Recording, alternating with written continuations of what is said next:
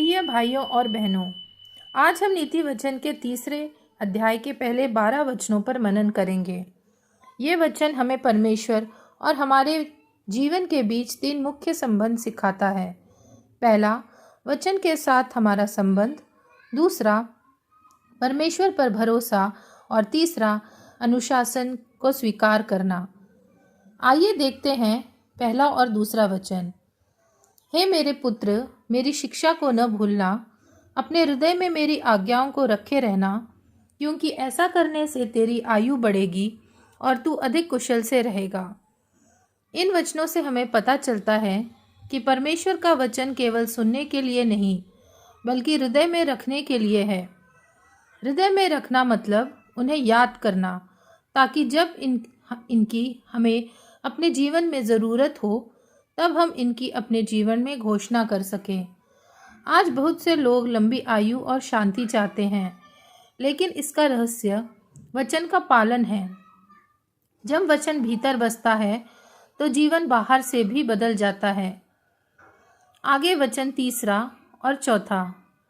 कृपा और सच्चाई तुझसे अलग न होने पाए, वरन उनको अपने गले का हार बनाना और अपनी हृदय रूपी पटिया पर लिखना। तब तू परमेश्वर और मनुष्य दोनों पर अनुग्रह पाएगा। तू अति प्रतिष्ठित होगा। कृपा और सच्चाई, यह 2 गुण हमारे जीवन का गहना है। जब इंसान का जीवन इन 2 बातों पर आधारित हो, तो लोग और परमेश्वर दोनों उसका सम्मान करते हैं। यदि केवल ज्ञान है पर दया नहीं, तो हृदय कठोर हो जाता है। और यदि दया है पर सच्चाई नहीं, तो जीवन में हम मनुष्यों और परमेश्वर के सामने ईमानदार नहीं होते।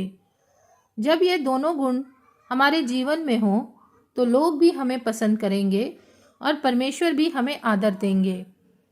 आगे देखते हैं 5वां और 6वां वचन। तू अपनी समझ का सहारा न लेना, वरन संपूर्ण मन से यहोवा पर भरोसा रखना। उसी को स्मरण करके अपने सब काम करना, तब वह तेरे लिए सीधा मार्ग निकालेगा। इन वचनों में हम देखते हैं कि हमारी समझ सीमित है, पर परमेश्वर का ज्ञान असीम है। इसलिए अगर हम पूरे मन से परमेश्वर पर भरोसा रखेंगे, तब हम हर परिस्थिति में विजयी होंगे। यदि हम अपने हर फैसलों में परमेश्वर को पहले स्थान दें, तो वह हमारे लिए सीधा मार्ग निकालेगा।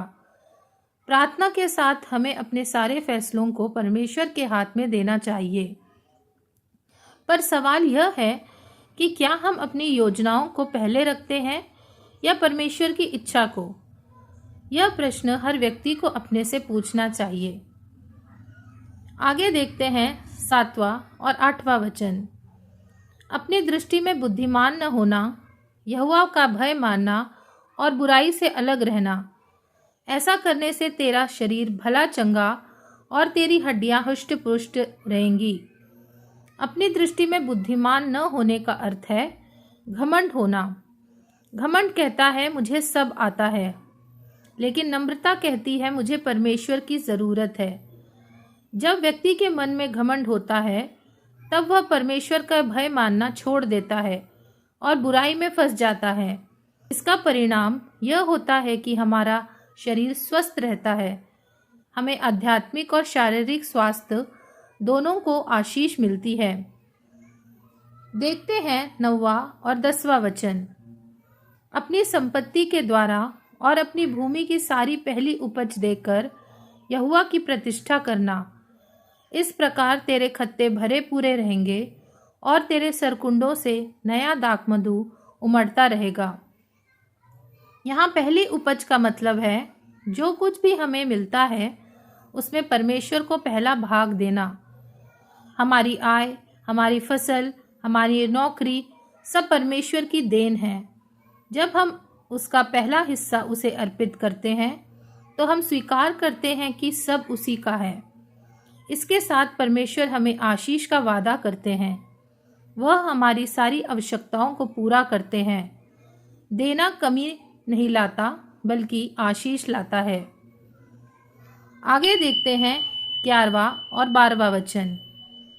हे मेरे पुत्र, यहोवा की शिक्षा से मुंह न मोड़ना, और जब वह तुझे डांटे तब तू बुरा न मानना।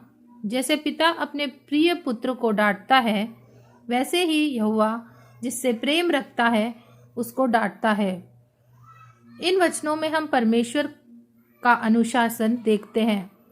कठिनाइयाँ और सुधार हमें कड़वा लगता है, लेकिन यह परमेश्वर के प्रेम का चिन्ह है। जैसे पिता अपने प्रिय बेटे को डांटता है, वैसे ही परमेश्वर हमें सुधारता है। अनुशासन हमें तोड़ने के लिए नहीं, बल्कि बेहतर बनने के लिए है। प्रिय भाइयों और बहनों, नीति वचन 3 अध्याय 1 से 12 वचन हमें 3 महान सीख देते हैं।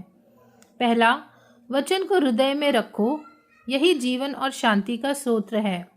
दूसरा, यहोवा पर भरोसा करो, अपनी समझ पर नहीं बल्कि परमेश्वर की बुद्धि पर। और तीसरा, अनुशासन को स्वीकार करो, यह दंड नहीं बल्कि परमेश्वर का प्रेम है।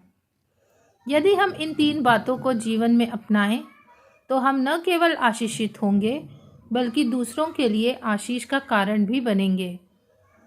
तो आइए हम प्रार्थना करें। हे प्रभु, हमें तेरे वचन को याद रखने की सामर्थ दे।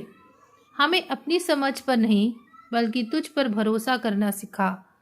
जब तू हमें अनुशासन दे तो हमें समझ आ जाए कि यह तेरे प्रेम का चिन्ह है। हमें दया, सच्चाई और उदारता से भर दे, ताकि हमारे जीवन में तेरा नाम महिमा पाए। प्रभु यीशु मसीह के नाम में आमीन। आगे की वीडियो में हम 3 अध्याय के आगे के वचनों को सीखेंगे। इसी तरह प्रभु के वचनों को सीखें और आत्मिक जीवन में बढ़ते जाएं। सबको जय मसीह की।